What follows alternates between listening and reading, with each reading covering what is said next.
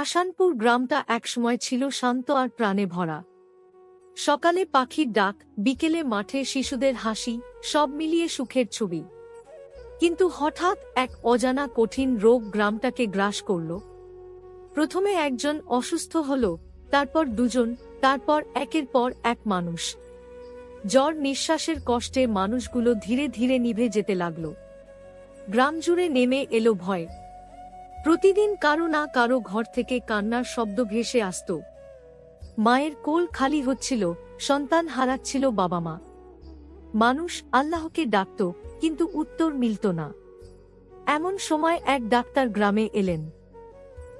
সবাই তাকে ত্রাণকর্তা ভেবে ভরসা করল, কিন্তু তিনি রোগটা ঠিকমতো না বুঝেই ওষুধ দিলেন।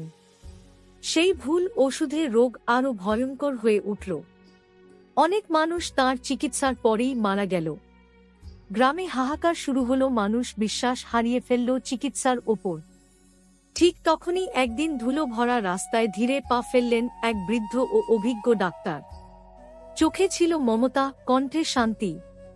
তিনি তাড়াহুড়ো না করে প্রতিটি রোগীর কথা মন দিয়ে শুনলেন।